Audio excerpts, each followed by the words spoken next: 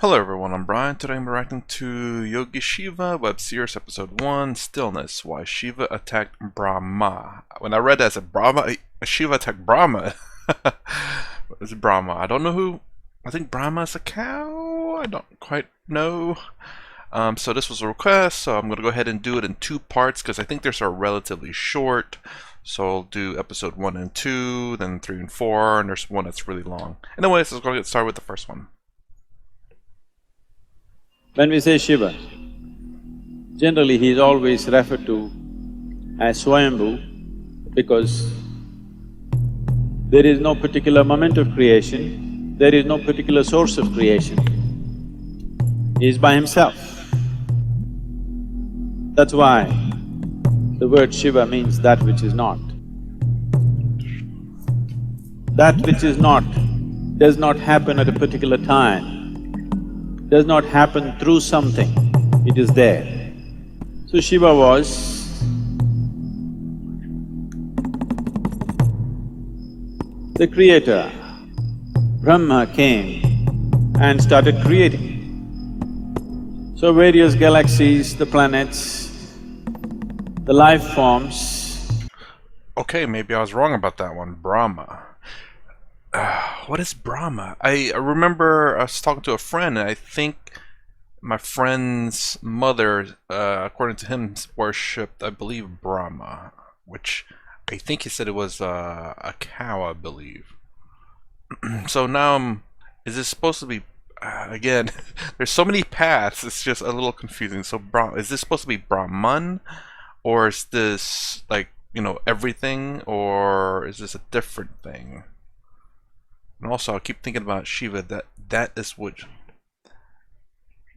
it's not. The humans, everything came forth out of him. Creation got into its grind of movement, and Shiva, who was still, opened his eyes and started looking at the creation. As he observed the creation, he saw people were going through all kinds of struggles, pains, miseries, agony, various levels. Here and there was little bit of pleasure and joy. So when he saw this, he did not like the creation.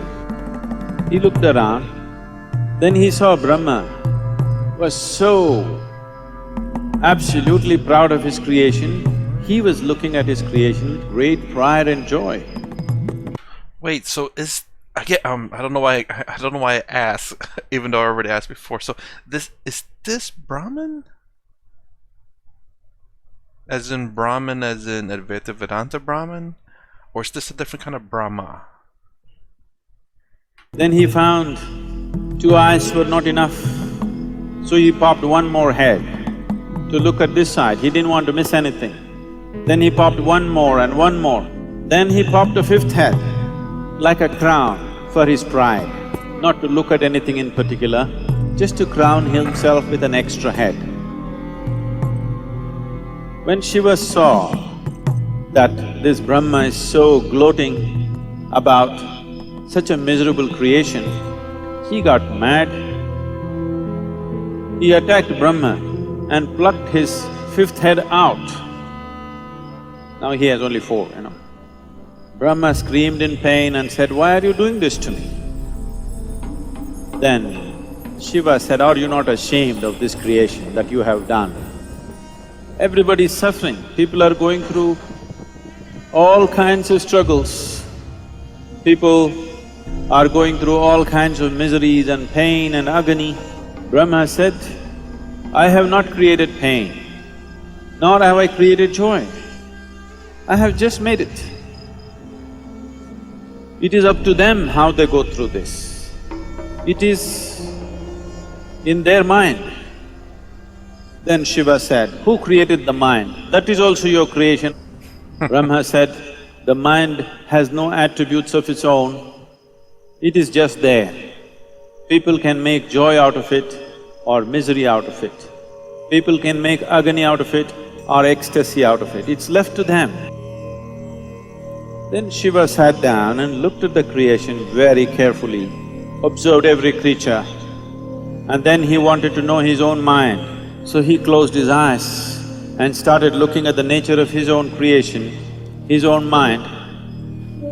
And when he realized, when his realization came to a certain absoluteness, that actually creation is without attribute, each individual can make whatever he wants. The mind is attributeless. So when he realized this, then he became so ecstatic. That's kind of weird. So, this to me sounds like Shiva, that is which it's not. So basically, Shiva is non-existence, and Brahman is existence, which is how I understood Brahman. Now I don't know if Brahman and Brahma, are they different, are they the same? I'm not sure. The spelling is different, at least from whenever I read the captions from Swami Sarvapriyananda. Yeah, I had to think about that one. And it's kind of weird. I need to go back to the very. Let me go back to the very beginning. Not very. Just 4 minutes 7, because I gotta hear. That's why the word Shiva means that which is not. That which is not. Yeah. That which is not does not happen. Sorry. The Creator happen through something. It's the time. Does not happen through something. It is there. So Shiva was the Creator. Brahma came and started creating. So various galaxies… Okay, so Shiva has always existed and Brahma has always existed. The non-created, that which is not, and the creator, that which is. Brahman is, Brahma is. That's interesting. It's kind of weird though. I would have figured that maybe Shiva would have known what Brahma did. I mean, it's kind of odd that Shiva didn't know that the creation, in a sense, the created was created without form or any kind of ego or influence, in a sense, and it is left up to them to how they want to shape and form themselves in their minds. And then it's kind of weird. It made it seem like, at least from the stories, it's made it seem like Brahman created the mind, and then did he create Shiva's mind, or Shiva always had a mind? I don't. Let's screw one a little bit. Let's go start here. Then Shiva sat down and looked at the creation very carefully, observed every creature, and then he wanted to know his own mind. So he closed his eyes and started looking at the nature of his… Sorry. As the miseries and pain of agony, as the struggles have not created joy, it is their mind. That is also your creation. Brahma said, the mind has no attributes. So the mind is the creation of Brahma, and the Shiva's mind also the creation of Brahma.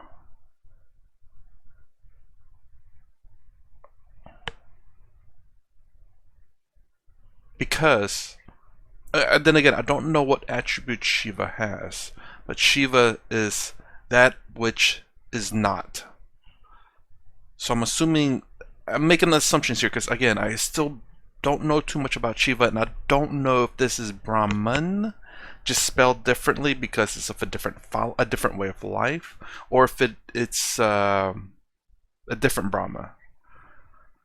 And from what I understand from Brahman is that Brahman is essentially that which is the exact opposite of Shiva, which it's not. It's a mouthful. And existence itself is Brahma, or Brahman, sorry. So if the mind is the creation of Brahma, is Shiva's mind the creation of Brahma? Or has Shiva always had a mind?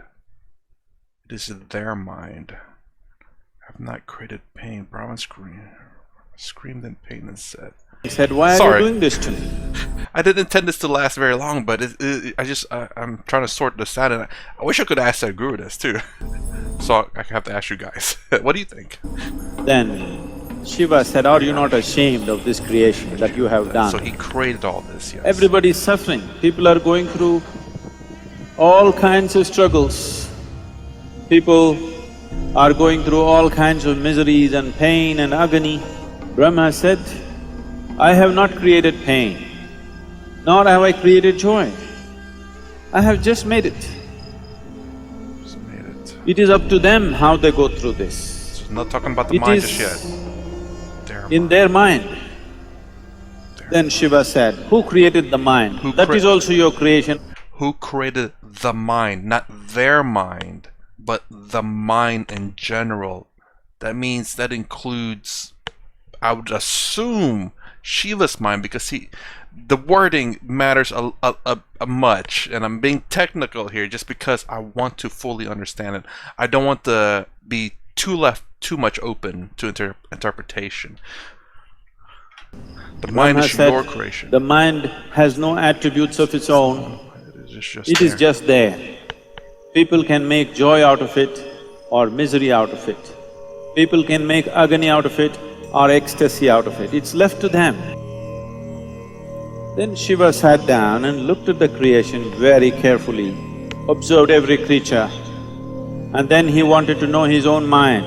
So he closed his eyes and started looking at the nature of his own creation, his own mind. And this is the weird thing, is that why didn't Shiva… Again, probably no one knows the answer to this except for maybe Sadhguru, but I'm just asking questions because this is fascinating, honestly. Because me being so thinky too much and talking too much, but it's the fact that why has Shiva never explored this part of the mind? I guess maybe because he was alone and never had any reference as to what to feel and what not to feel, until he saw the creation of Brahma, and then now he can see what is suffering and what is joy. Now he knows what to compare his thoughts to, because before Brahma, before the creation, I'm assuming he never had any feelings one way or another. Maybe he did and just doesn't know it because he has nothing to compare it to. But once he experienced creation from Brahma and sees suffering and joy, then he now knows what is suffering and joy. Because it's kind of weird that he's never explored this on his own, but it makes sense if he has no reference to it.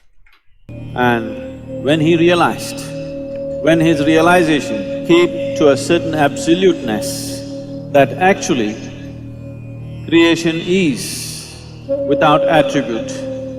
Each individual can make whatever he wants. The mind is attributeless.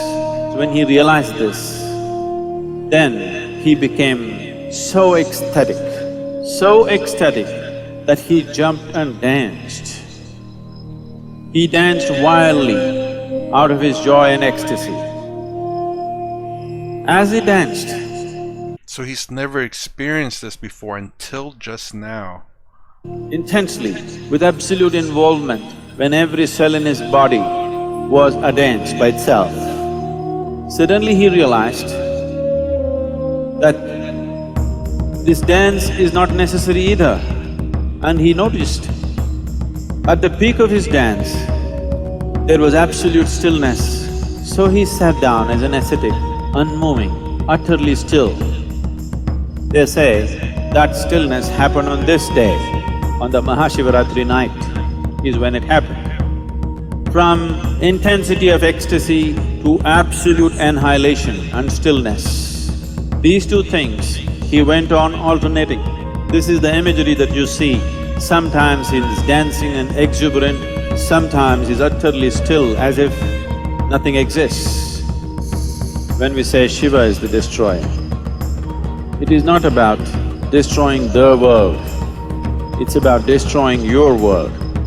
Your world is essentially an accumulation of past experiences and impressions. Past is seeping into the present only through your thought process. and it is projecting itself into the future through your desiring process. What you know as your desire is essentially an exaggerated version of the past. So the destruction of the past is the essential nature, because if you want to know the grandeur of the creation, that is possible only through the presently existing moment that is here right now. I know, I think you've said this before, and I think only now has it clicked a bit more for me, and how I understand the destruction of the past opens up the future because you're not tied to anything from the past.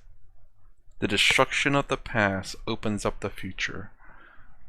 The past restricts your future because you're limiting yourself to what you know and what is acceptable.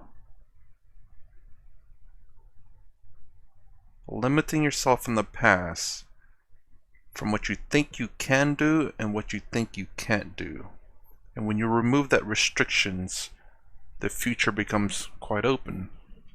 This is the only doorway. In utter stillness, there is no past. In absolute movement, there is no past.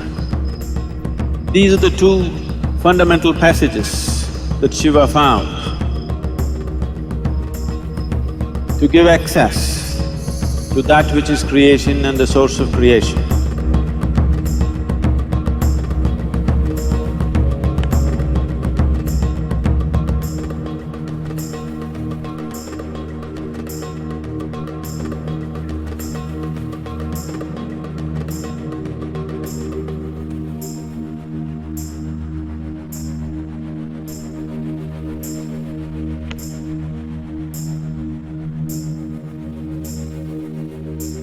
Okay, I think that's it. All right, let me go ahead and grab the next part here. Okay, so anyways, while I'm doing that, that was quite interesting actually. It's just, you know, I always think of Shiva. Again, I'm still not too sure where does Shiva fall in line here. And in terms of the grander scheme of things, and that Brahma does in fact sound like Brahman from Swami Sarvapriyananda. And it's just so weird that Shiva, I guess maybe Shiva and Brahman are about in the same power levels, as in nothing created them and they've always existed. So whenever they kind of exist at the same time, I assume they're about the same, if not the same. And just for Shiva to not have realized this until Brahman's creation, and Brahman has always realized this, it seems. Well, there's no saying that, you know, Brahman knew that the mind and the creation is, in a sense, open to interpretation, open to whatever people are willing to do. If you want to make it happiness, you can. If you want to make it sadness, you can. It's up to you on how you do it. But then again, and I keep going back to the fact that because Shiva's been alone for so long, or alone for however long it is, that there's, I guess that comparison is mandatory for someone to realize things. And that's actually quite true though, you know. Because you don't know what happiness is unless you know what sadness is. There's no way to know what happiness is without sadness. There's no way to know what sadness is without happiness. Because you could be sad all your life and not realize it. You could be happy all your life and not realize it. Cannot have one without the other. And maybe that's the reason why Shiva never realized it. It's not until Shiva had something to compare it to that realization came. But Brahman, did Brahman always realize it? Or did Brahman create joy and happiness and left it to the creation to seek it and find it? I'm not sure. Maybe, maybe not. Let's start the second part. I'm talking too much already. There was a certain yogi. who practiced very severe austerities from normal food. After a while, he shifted just to fruit diet and then gave up the fruits and just went on leaf and root diet and lived a very pious life. That's part 2, right? On a certain day, Oh, sorry. Webseries episode 2. Episode 2. Dispassionate Shiva. when he was cutting grass in the forest to make a thatch or to make a roof for his little hut in which he lived, accidentally he chopped off his own finger. When he chopped off his finger, to his amazement, he saw, instead of blood coming out of his severed finger, the sap of a plant or a flower was coming out of his finger. Then he felt very satisfied that his austerities, his sadhana has made him so pure that instead of bleeding, he is oozing the sap of a plant. It brought him much pride, and this vanity took over and he started thinking, I am the purest of the yogis. Uh-oh. Because now he's turned into a vegetable. Shiva. Sorry. In Western world, that's not a good thing if you turn to a vegetable. That's generally usually whenever someone says they're a vegetable, it's because I think they're in a coma, I believe. Notice this yogi of great accomplishment falling prey to such simple vanity. So Shiva took on the form of a yogi and came this way, and he saw a great smile of satisfaction on the yogi's face and inquired, what is this big smile about? What are you so self-satisfied about? The yogi said, don't you know, the news has spread everywhere already that I am the purest yogi in the world, because look at my finger, I don't bleed anymore. The sap of a plant or a flower or a fruit is coming out of me. I have become very pure, don't you know? Well, say that's kind of strange. Even if you're bleeding sap and stuff, that's still, I guess, technically bleeding. Just because it's sap doesn't mean you're not bleeding. Then Shiva said, animals eat leaves and roots and make blood and flesh out of it.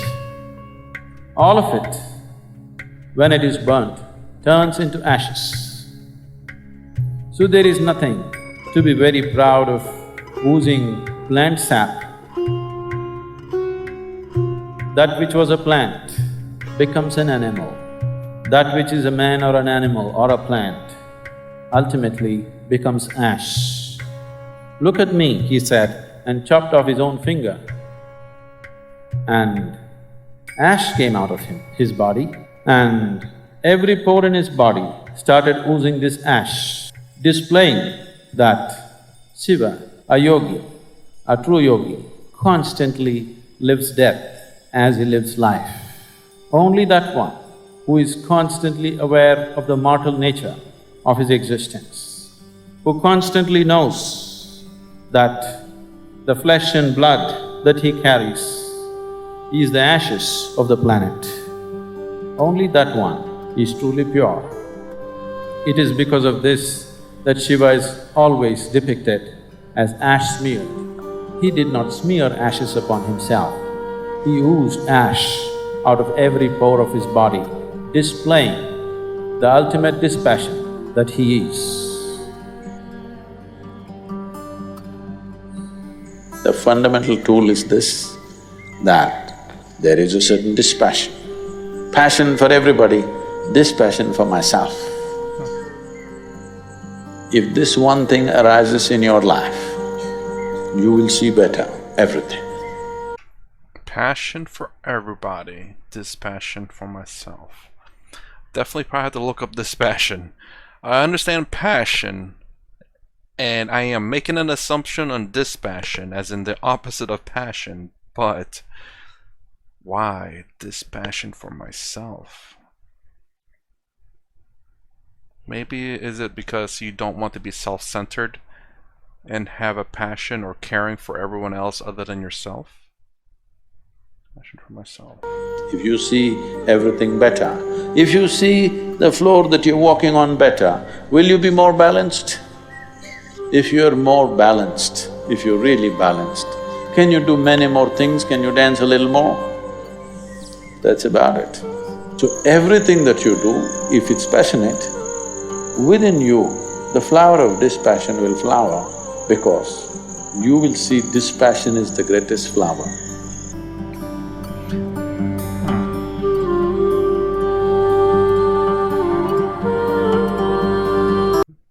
You will see better everything. If you see everything better, if you see the floor that you're walking on better, will you be more balanced? If you're more balanced, if you're really balanced, can you do many more things? Can you dance a little more? That's about it. So everything that you do, if it's passionate, within you, the flower of dispassion will flower because you will see dispassion is the greatest flower.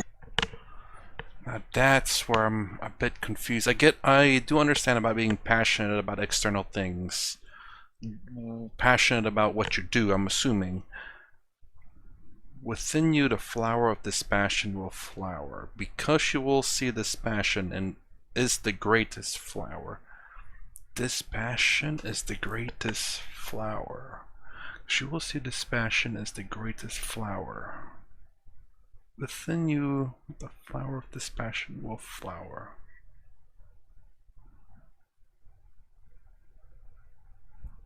Now this one I'm a bit confused on. So that's about, so everything that you do, if it is passionate… If it's passionate, within you, the flower of dispassion will flower. Because you will see dispassion as the greatest flower.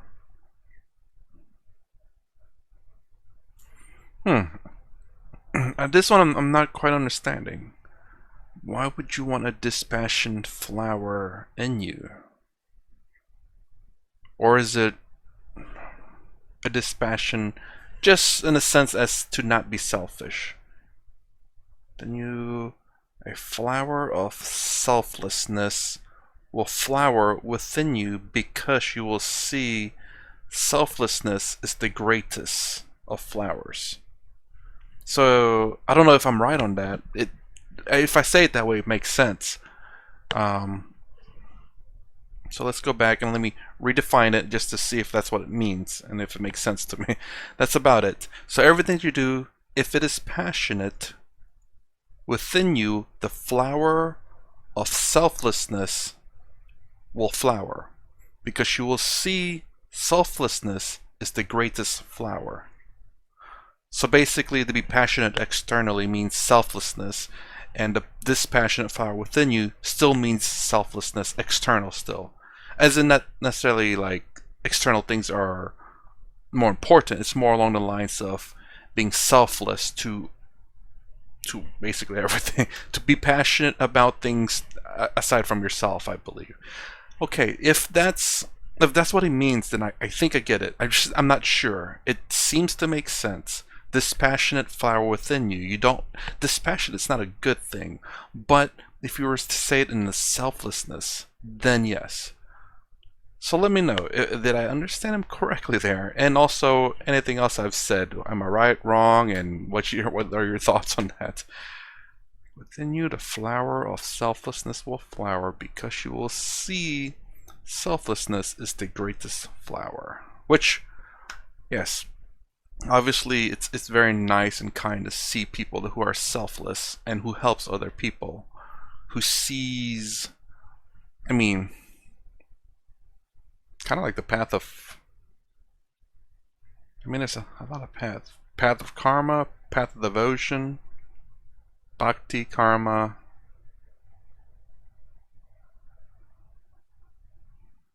Because if you see, especially bhakti, especially if you in karma, actually, the combination of both. Because if you devote yourself to other people, and obviously you have to take action, so you take care of other people, you serve other people, you cook for other people.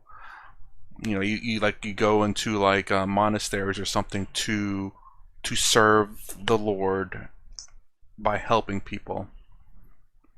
That's kind of what I'm getting here. Okay, anyways, before it runs too long, anything I said, let me know. Did I get it right? Did I get it wrong? And please do explain. I think I got this last part right. I'm not too sure, but let me know. Alright, that's my reaction to at least the first and second episode. And the next episode, I'm going to do 3 and 4.